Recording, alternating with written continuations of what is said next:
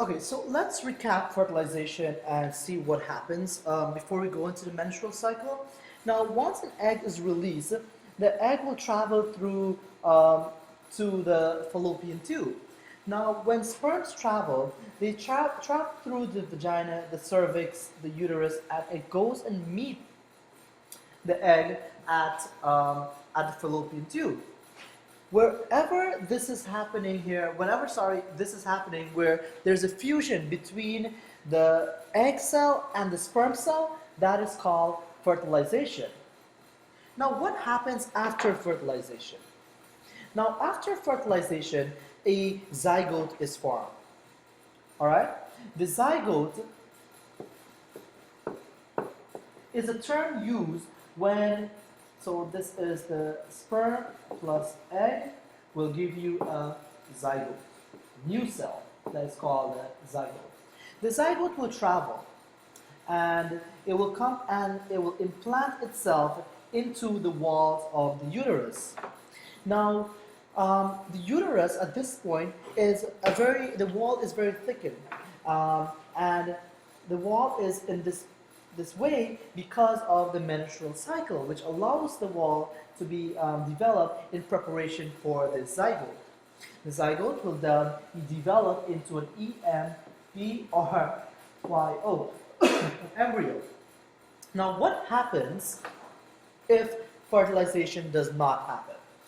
If fertilization does not happen, there is something that is called menstruation, where the walls are broken down. And once they're broken down, and the egg and everything, it will start to release. All right, and when it's released through the cervix and the vagina, that is called menstruation. menstruation, menstruation. And this is the process where this wall that was in preparation for implantation breaks down. All right, that's as simple as it can get. So prior to this, you would have learned that the ovaries is the place where eggs mature in a process called oogenesis. And it starts off with a follicle, and the follicle will grow and it will mature. All right? Once it's matured, then it will burst. And when it ruptures or it bursts, the egg is released. And it's released into the fallopian tube. The process where the egg is released from the ovary is called ovulation. That's the mature follicle rupture. Then what happens after is that something called the corpus luteum forms. All right, also known or sometimes called the yellow body. And I will explain later on what happens to the corpus luteum. So if pregnancy happens, the corpus luteum will be there. If there's no pregnancy, the corpus luteum degenerates. So three main things happen in this cycle. One, the follicle grows and matures. Two, ovulation occurs where the eggs are released. And three, the corpus luteum forms. And the menstrual cycle basically have these three stages. Follicle grows and mature, ovulation happens, and corpus luteum forms. Let's look at the menstrual cycle in detail with these three phases. Let's start off the menstrual cycle by looking at these three phases. There is the maturing follicle, and basically the cycle lasts to 28, or the cycle is a 28-day cycle, and it varies. Um, some people have a longer cycle or a shorter cycle. This is just an average.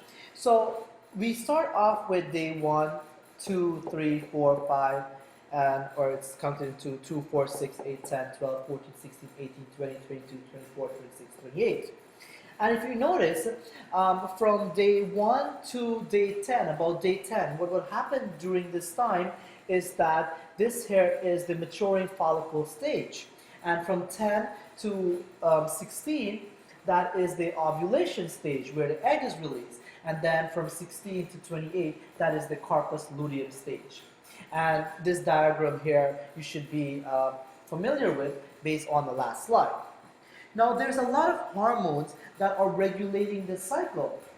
a lot of hormones that tells the body to prepare for pregnancy. A lot of things needs to happen. The walls of the uterus needs to be thickened and thickened in preparation for the fetus and the embryo. So how does all of these changes are regulated? They are regulated by hormones from the endocrine system. So we are going to look at a few hormones. We're going to look at the hormone FSH, which is follicle stimulating hormone, LH, which is luteinizing hormone, estrogen, and progesterone. These four hormones. Two of them are produced in the pituitary gland, and two of them are produced in the ovaries.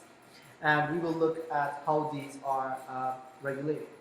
So, looking at this graph, and you guys have a lot of background on looking at graph, you will see that the hormones that are produced by the pituitary gland, which is FSH and LH, are quite high during the ovulating stage. Alright? Now, let's start off.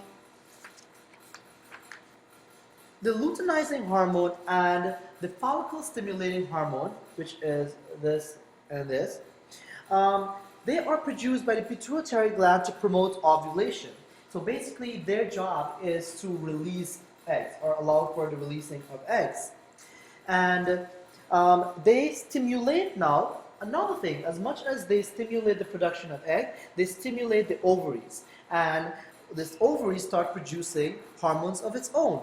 Two hormones that it produces are estrogen and progesterone. So once the egg is released, the ovary release its own hormone, and that hormone prepares the uterus and the breast for a possible fertilization. All right. So that is the purpose of estrogen and progesterone. So as you can see, they're quite high at the beginning here. So estrogen starts it off, and progesterone takes over, and what this does is that it maintains the lining of the uterus so that it's thick enough so that the possible egg, fertilized egg that is, should be implanted into it. So what happens if there is no fertilization? If there is no fertilization, the level of progesterone, the level of estrogen drops, and you have what is called menstruation, where the lining starts to break down again, and then the the follicles start to mature, and ovulation happens, and then the whole cycle continues. So the takeaways from this lesson that I want you to know is that there's 3 stages in the menstrual cycle. There's the mature follicle stage, there's the ovulating stage, and there's the corpus luteum stage. The mature follicle stage, again, is the stage where the follicle is developing. Here the wall is started to being broken down, I guess, and it's starting to rebuild itself. And ovulation happens at day 14. Ovulation is when the egg is released, and the pituitary gland from the brain produce FSH and LH in preparation for ovulation and stimulating the ovaries to produce estrogen and progesterone. Estrogen and progesterone are released, and they continue to build the wall in preparation for pregnancy.